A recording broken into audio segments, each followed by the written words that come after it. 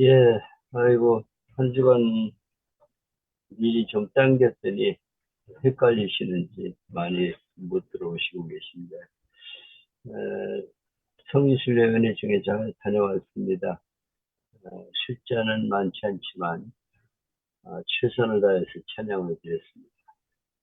그래서, 수요일에는 캄보디아 큰빛교회에서 선교사님이 선교하는 목회지를 방문해서 찬양을 드렸고, 목요일은 수도사령부, 방위사령부, 영관급들을 상대로 해가지고 찬양을 드렸습니다. 그런 찬양은 처음 있는 일이죠. 캄보디아에. 근데 그 스타가, 원스타가 기독교인이라고 합니다. 그래서 앞으로 많은 기대를 가지고 성유사님이 가서 그들에게 이제 기도를 하고 있어요. 그리고 정기적으로 예배를 인도하면서 이렇게 복음을 전하는 곳인데 많은 분들이 감명 깊었다 그렇게 소감을 말하고 있습니다. 좀 피곤해가지고 좀 힘들긴 했지만 건강하게 잘 다녀올 수 있어서 감사한 일이죠. 뭐 몸이 불편하면 가고 싶어도 못 가셔. 그래도 이렇게 움직일 수 있다는 게 너무 감사하고 찬양할 수 있다는 게 너무 감사합니다. 제가 우선 강조하는 내용 몇 가지 살피고 넘어갑니다. 첫째, 본문 정하기. 가장 중요한 문맥의 구절을 찾으라. 10절 정도가 좋다. 다른 구절은 설교에서 다루면 된다. 오늘 본문은 아주 적당한 내용으로 되어 있어서 뭐 줄이거나 뭐 앞뒤로 갈 필요가 없어요. 중요한 문맥의 구절을 찾으라. 그리고 성경 본문에서 빗나가지 마라. 몇 번을 읽고 본문 내용을 간단히 요약해보라. 그리고 주석을 통해 본문의 뜻을 파악해라. 절대로 엉뚱한 소리 하면 안 된다. 성경 본문 읽고 헛소리 하면 안 된다. 그리고 원포인트 설교를 하라. 주제를 여러 잡지 말고 하나님이 내게 주시는 말씀 그 한 가지를 향해서 달려가라. 알기 쉬운 설교를 하라. 초등학교 4학년이 이해할 수 있는 설교. 제가 늘 말씀을 드리는데 손현보 목사님 그 설교를 한번 들어보세요. 거기 초등학생들도 예배 함께 참여해서 예배를 드리는 모습을 볼 수가 있는데 어, 그런 그 교회 가족 전체가 예배에 참여할 수 있는 그런 예배도 필요한 것 같습니다. 큰 교회가 아니면 뭐 어떤 절기나 이런 때 가족이 함께 참여한다든지 이래서 그 아이들에게 이해할 수 있는 설교를 해보면 쉬운 설교를 할 수 있게 되죠. 그래서 초등학교 4학년 아이가 이해할 수 있는 설교를 하라. 그리고 재미있는 설교를 하라. 감동적인 설교를 하라. 삶에 적용하도록 하는 설교가 되어야 한다. 영혼 구원에 초점을 맞추라. 특별히 낮 예배는 처음 교회 나오는 사람을 상대로 설교를 준비하라. 그리고 결론을 전도해주라. 하나님이 이렇게 말씀하시므로 그 말씀을 전하는 것이 우리의 사명이다. 그리고 하나님 아버지의 마음으로 전하라. 지금 상처를 안고 있는 이들, 힘들어하는 이들, 그들에게 위로와 격려의 메시지를 주면서 소망을 주는 메시지를 전하고 그리고 설교를 길지 않게 하라. 25분에서 30분 정도 그 안에 싹 끝낼 수 있어야 됩니다. 설교와 강의 20번까지 말씀을 드렸는데 오늘은 본문 설교에 대해서 박선희 목사님 강의를 한번 생각해 보겠습니다.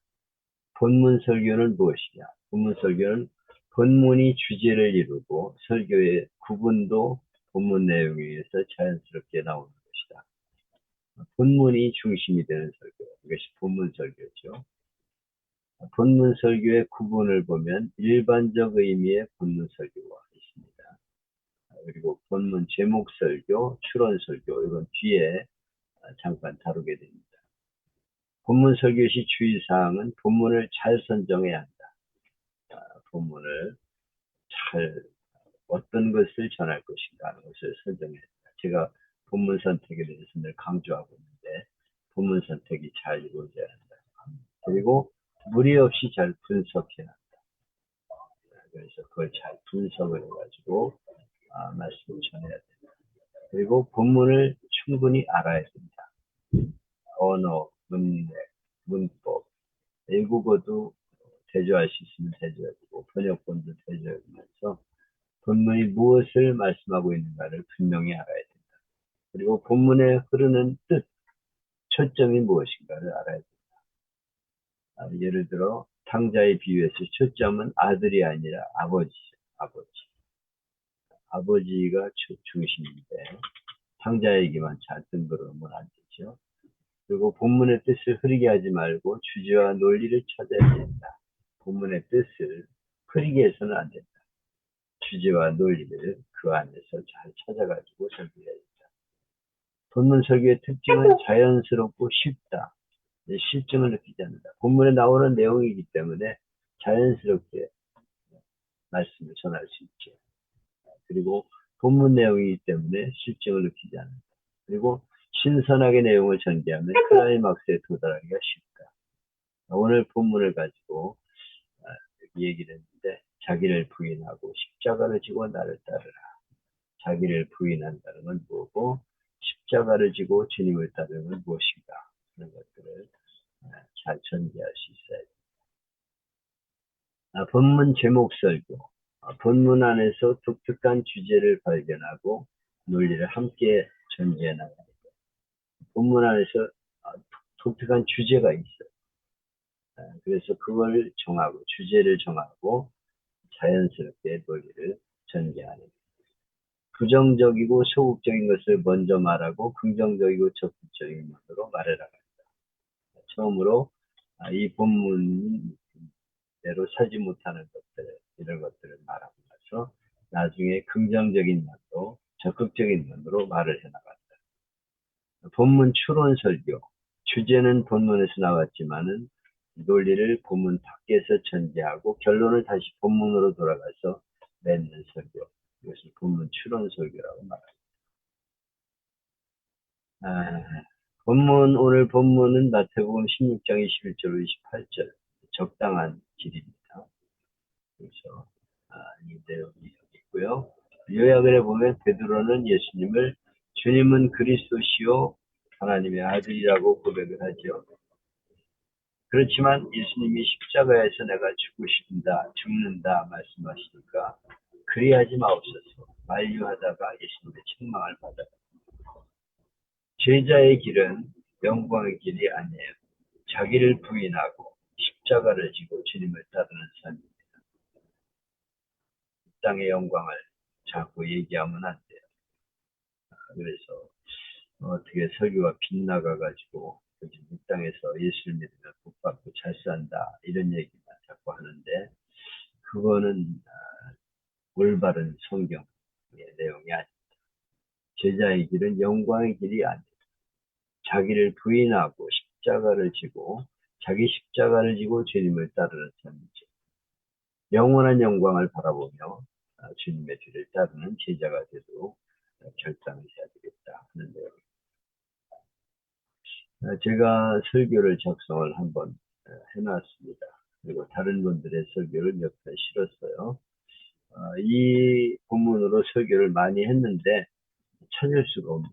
그래서 어저께 밤에 다시 작성을 해가지고 올렸습니다. 지금 프로페자에 올린 것과는 순서를 약간 바꿔놨어요. 그래서 나 지금 끝나고 나서 다시 수정해서 올리려고 합니다. 먼저 주님을 따르는 제자의 길이란 제목인데 아시시 성자 프랜시스 수도원에 두 청년이 찾아왔어요. 수도사가 되도록 저희를 받아주십시오. 그때 프랜시스가 저들에게 말합니다. 배추 모종 심고 있는데 너희들이 한번 심어봐라. 근데 뿌리를 땅에 심지 말고 잎이 땅속에 묻히도록 거꾸로 심어라. 한 청년은 프란시스가 시키는 대로 거꾸로 심었어요. 근데 다른 청년은 왜 거꾸로 심냐? 농사도 안 지어봤냐? 하면서 대추를 바로 심었어요. 대추를 거꾸로 심었던 사람은 수도자가 될 수 있었고, 자기 생각대로 심었던 사람은 수도자가 될 수가 없었어요. 얼마나 합리적이냐, 농사법에 맞느냐 아니냐를 시험하는 것이 아니고, 하나님 앞에서 자기를 부인하고 순종할 수 있느냐 하는 것을 본 것이죠. 주님이 원하시는 것은 제자의 길이고 주님이 뜻을 따르는 건데 자기 부인이 쉽지 않아요. 내가 가지고 있는 생각 따로 있고 주님 말씀은 따로 있어요. 이렇게 되면은 주님 뜻을 따르기가 어렵죠. 아니 그게 아닌데 내가 생활 적에는 그리고 딴소리하고 신앙생활하면 안 됩니다. 항상 자기 생각이 먼저인 경우가 많아요. 내 생각, 내 뜻, 내 방식대로 살려고 하기 때문에 교회가 시끄러워지고 하나님의 영광을 가져오게 됩니다. 우리는 나를 부인해 내가 가지고 있는 생각, 하나님의 뜻과 맞추어 봤을 때 내 생각을 얘기하고 주장하면 안 돼. 주님의 뜻이 무엇인가를 항상 생각하면서 신앙생활 해야 된다 하는 것이죠. 여기 24절에 아무든지 나를 따라오려거든 자기를 부인해라. 그런데 여기 부인한다는 말은 아파르네오마이라는 말로서 제 것이 아니라고 말하다. 그런 뜻이에요. 내게 주어진 생명, 명예, 재물, 재능, 건강, 자녀들을 내 것이 아니고 주님 것이라고 고백해야 된다. 자기를 주인의 자리에서 내려놓고 그 자리에 하나님을 모셔야 돼요. 하나님을 모시는 것이 그리스도를 따르는 삶이에요. 나를 내세우고 나의 영광, 나의 부귀, 나의 자꾸 내세우는 것은 올바른 신앙이 아니라는 것이죠. 자기를 부인하는 것이다. 나를 부인하고 주님이 주인, 주님의 주인으로 모시는 것이 자기를 부인하는 삶이다. 오늘 말씀 윗부분을 보면 앞에 나오는 말씀을 보면 유명한 베드로의 고백이 나오죠. 예수님이 그동안 훈련받은 제자들은 3년이나 되었어요. 그래서 예수님은 제자들에게 심각한 질문을 합니다. 세상 사람들이 나를 누구라 하느냐 이렇게 시험을 했더니 어떤 사람은 세례요한이라고 하던데요. 더러는 엘리야라고 말하는 분도 있어요. 어떤 사람은 예레미야라고 합니다. 이렇게 말했어요. 이것은 예수님이 사실 누군지 사실 모르는 것이죠. 실망하신 예수님은 그러면 너희는 나를 누구라고 믿느냐 이렇게 물었을 때 베드로가 먼저 말합니다. 주님은 그리스도십니다. 다시 말하면 예수님은 우리를 구원하러 오신 분이다. 이런 뜻이에요. 그리고 살아계신 하나님의 아들이십니다. 100점짜리 대답을 했어요. 예수님은 베드로를 향해서 내가 천국 열쇠를 내게 주겠다. 내가 만일 땅에서 매면 하늘에서 매일 것이고 땅에서 풀면 하늘에서도 풀릴 것이다. 이렇게 칭찬을 하셨어요. 첫 절에 보면 이때로부터 이렇게 말씀을 하고 있는데요.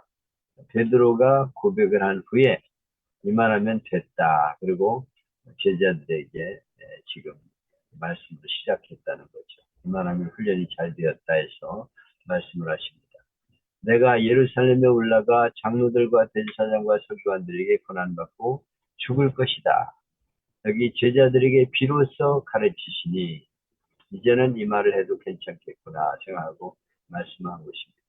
근데 조금 전에 100점 신앙을 고백했던 베드로가 항변합니다. 22절에 예수를 붙들고 항변하여 이르되 주여 그리마옵소서 이 일이 결코 주께 미치지 아니하리이다. 이렇게 대답을 합니다. 예수님이 이때 험한 단어를 쓰시죠. 베드로에게 사탄아 내 뒤로 물러가라 이렇게 말씀드렸습니다. 예수님이 1대1로 사탄이라고 말씀한 건 베드로였어요. 그 다음에 가룟 유다를 향해서는 그는 마귀니라 이렇게 말했습니다. 이 두 가지 단어를 두 사람에게 쓰셨습니다. 베드로가 모범성이라서 늘 우리는 수제자라는 말을 합니다. 그런데 수제자가 대답한 말을 너는 사탄이야. 나를 넘어지게 하는 자로다. 이렇게 말씀했어요. 예수님도 인간적으로는 베드로의 의견을 받아들이는 생각이 없지 않았습니다. 넘어질 수 있어요, 예수님도. 그런데 이렇게 사람을 통해서 예수님을 시험되게 만듭니다. 마귀도 시험하지만 사람들을 통해서 시험합니다.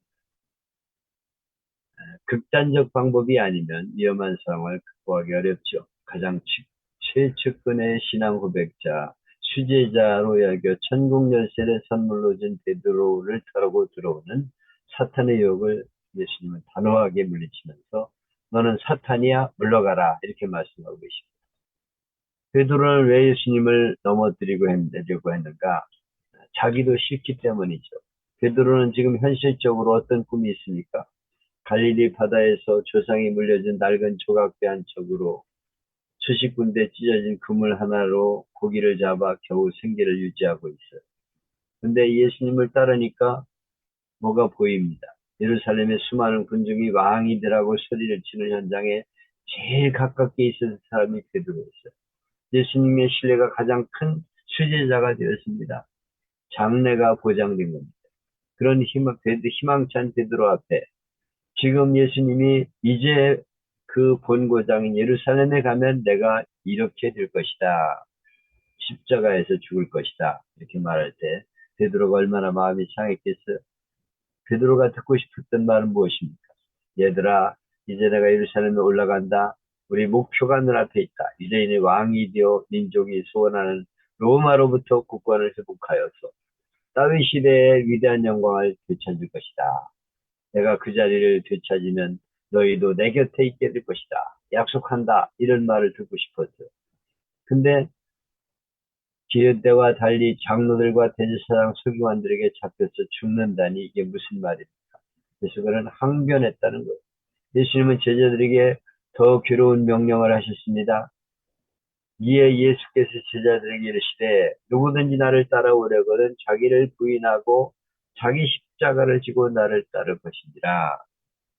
나더러 십자가 지지 말라고 말하는데 너희도 십자가를 져야 한다. 이렇게 말씀하고 있어요.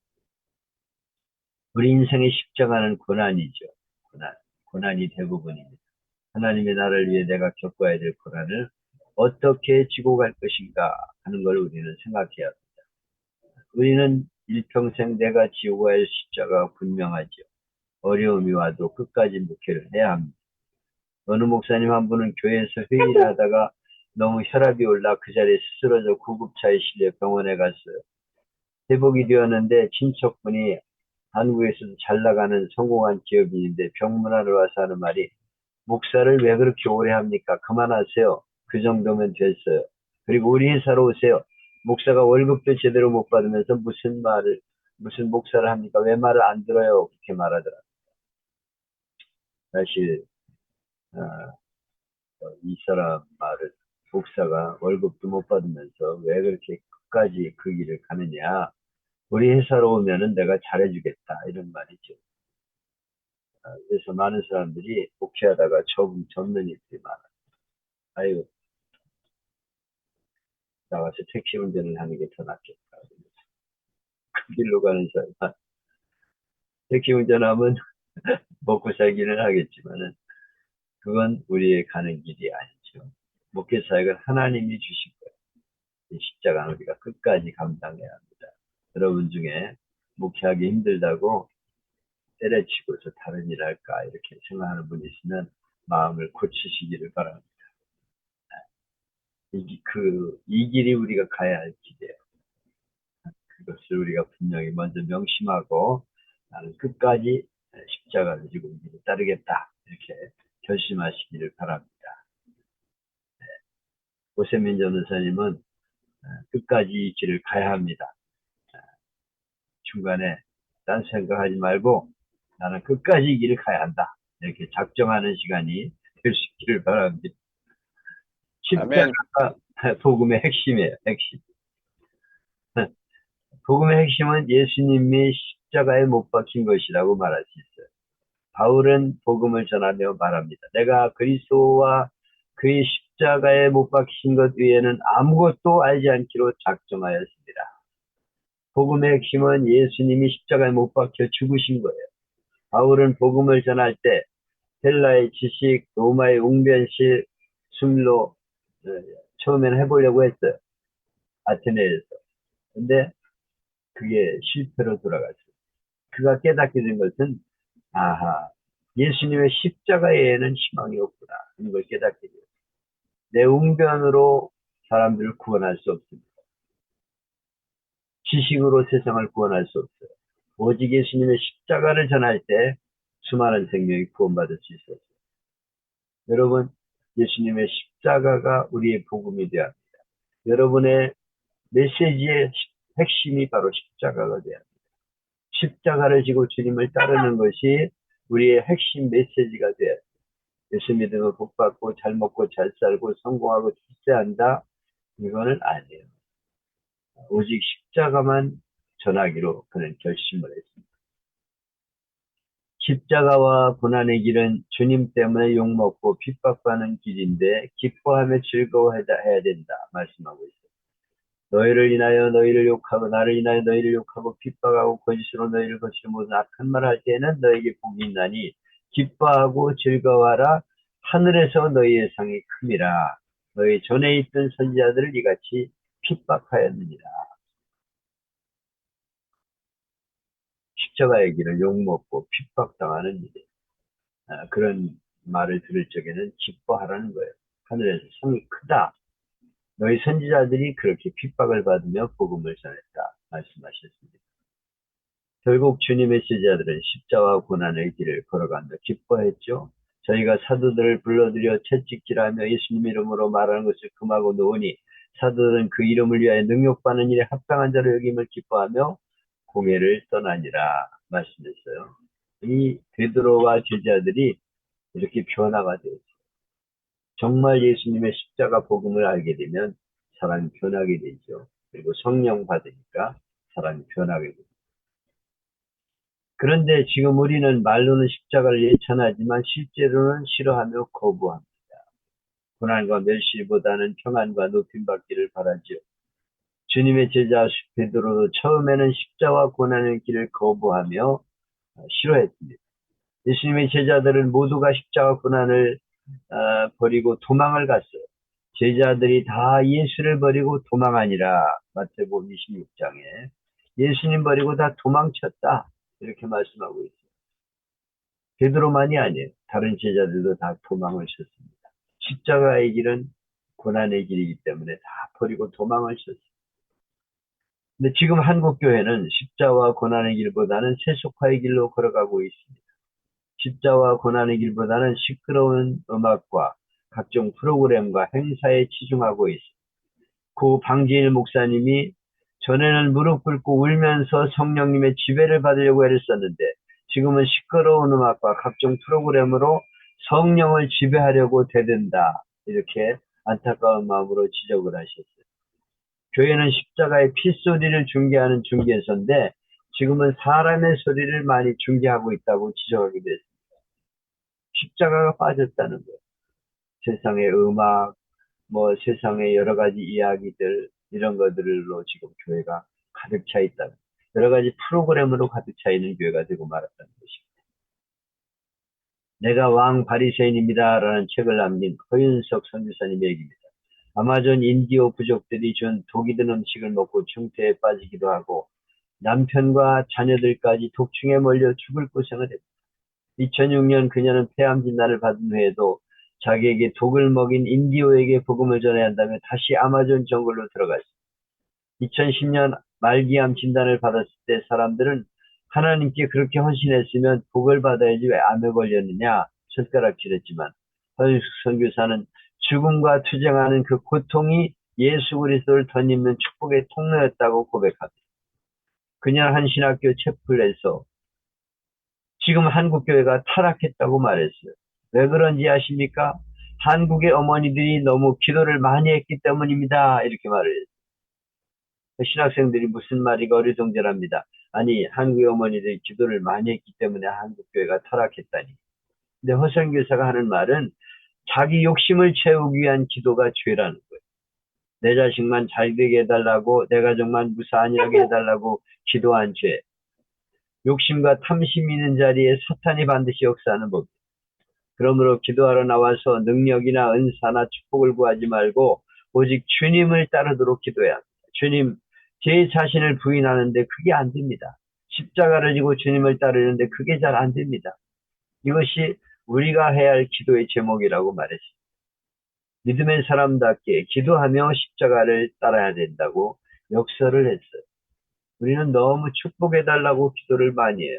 교인들도 축복이 기도의 제목입니다. 우리 가족이 잘 되고 자식이 잘 되고 복받고 잘 먹고 잘 산다. 이것이 기도의 제목이 되었기 때문에 십자가를 외면하려고 합니다. 우리도 마찬가지죠. 주의 종들도 교회가 부흥하게 하시고 어쩌고 저쩌고 그런데 주님 나를 부인하게 해주세요.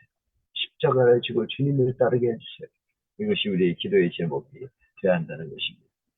이스라엘 탈무드에는 하나님께서 당신에게 요청하는 그 일을 하라. 그러면 당신은 성공자가 될 것이다. 그랬어요. 하나님이 함께 하시면 성공합니다. 하나님을 버리고 탐욕과 욕심으로 마귀를 따르기 때문에 불행하게 끝나는 삶을 얼마나 많습니까? 미국 필라델피아에 어슬레틱스라는 야구팀이 있었어요. 이 팀은 메이저리그 최강팀 하나고 아메리카 리그에서 여러 차례 우승을 했습니다. 그런데 이 필라델피아에서는 주일에 야구 시합하는 것을 법적으로 금하고 있었어요. 어슬레틱스 팀의 팀장은 주일에 시합을 해야 관객이 늘고 돈도 많이 벌 수 있기 때문에 주의회를 찾아가서 주일에 야구 시합을 할 수 있는 법안을 통과시키기 위해 온갖 노력을 다했어요. 그리고 결국 법안을 통과시켜 주일에 야구 시합을 할 수 있게 되었습니다. 근데 그 법안이 통과된 후에 어슬레틱스 팀은 한 번도 우승을 차지하지 못하고 최하위를 맴돌다가 파산하고 말았습니다. 우리는 주님의 뜻을 어기며 살아가는 게 성공이라고 생각합니다. 그러나 그것은 성공의 길이 아닙니다. 주일 안 지켜도 뭐 좋은 직장만 들어가면 되고 좋은 대학 들어가면 된다. 이건 성공이 아닙니다. 어떤 장로님은 야 대학 들어가고 나서 신앙생활 잘하면 돼. 그랬는데 얘가 대학 들어가더니 교회를 한다냐. 통곡을 했다는 거예요. 내가 잘못 가르쳤구나. 주님 뜻이 우선이 돼. 내 뜻이 우선이기 때문에 우리 가정이 망치는 거예요. 자녀들이 망치는 거예요. 교회가 망치는 거예요. 자꾸 세상적으로 살아가는 방법을 얘기하면 안 돼요.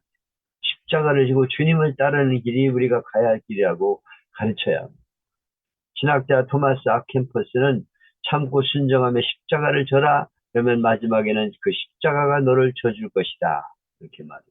지금은 힘들어도 십자가를 지느라면 언젠가는 십자가가 나를 승리하게 해준다는 것입니다. 어느 집사님이 십자가를 지고 가다가 십자가가 너무 무겁고 힘들어서 하나님께 이 십자가 안 지면 안 됩니까? 기도했어요. 그러자 꿈을 꾸게 되었는데 자기가 긴 십자가를 지고 가는데 십자가가 너무 길어서 십자가를 잘랐습니다. 그래도 무거워가지고 자르고 또 자르고 나중에는 등에 딱 맞는 십자가를 지고 갔어요. 근데 갑자기 큰 구덩이가 앞에 나왔는데 그곳을 건너려면 십자가를 위에 얹어 다리를 삼아야 되는데 가는 도중 불평한다고 다 잘라버려서 길이가 안 닿아 걸을 수가 없었다는 거예요. 다른 사람 보니까 그 긴 십자가를 지고 와서 그 위로 얹고 건너가고 있었어요. 집사님 혼자만 건너가지 못하고 발을 동동 구르다가 잠에서 깼습니다. 그는 하나님께 비록 내 십자가가 길고 힘들어도 내 십자가를 지고 가게 하옵소서 이렇게 다시 정정 기도를 드렸다고 합니다.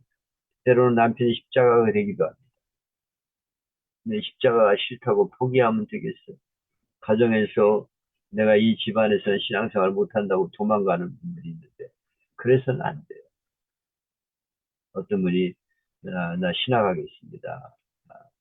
그래서 아니 가정은 어떻게 하고 십자가가 신학을 합니까? 그랬더니 가정을 하나님께 맡기라고 말씀드리고 저는 주의 길을 가겠습니다. 그래서 당신이 그 가정이 바로 당신의 십자가고 그것이 당신의 해야 할 일이요. 당신은 그 가정에서 주의 종의 길을 가시오. 그래서 그 가정을 구원하는 분이 되었다고.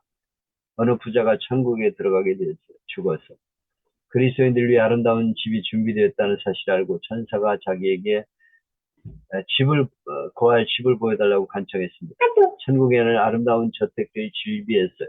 좋은 집을 지나갈 때마다 자기를 집은 집이 아닌가 천사에게 연신 물었습니다. 근데 천사는 고개를 계속해 가로졌습니다.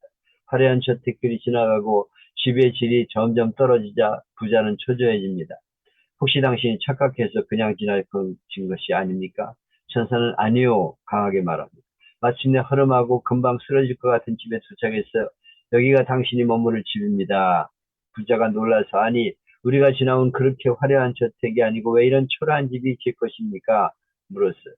지금까지 당신이 세상에서 천국에 투자한 것으로는 겨우 이 집밖에 지을 수가 없었습니다. 이렇게 대답했다는 거예요. 이것이 황금저택이라는 책에 나오는 이야기입니다. 이 땅에서 일하지 않고 십자가 다 거부하고 천국에서 좋은 상을 기대하지 마십시오. 주님의 뜻이 아닙니다.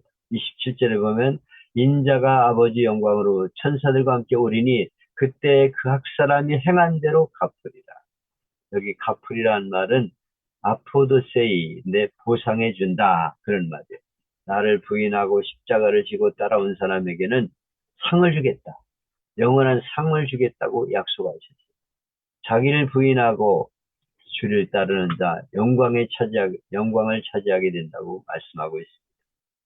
프랑스 남부 도시 미알레스에 가면 옛 가옥 형태를 그대로 보존하는 돌로 된 건물이 있습니다. 16세기에 지속된 위구노족 프랑스 개신교들에 대한 박해 역사를 고스란히 담고 있는 광야 박물관이라는 이름의 집입니다. 박해를 피해 개신교들이 예배드리는 현장과 우물을 보존하기 위해 만든 곳이에요. 당시에 교인들은 잡히기만 하면 뼈가 부스러지는 참수형을 당했습니다. 여자들은 탈출이 불가능한 망대 감옥에 갇혀 추위와 굶주림 속에 죽어갔고 남자들은 노예선으로 끌려가 쇠고랑을 찬 채 노를 젓다가 죽었어요. 박물관에는 노예선에서 발견된 나무판이 전시되어 있습니다.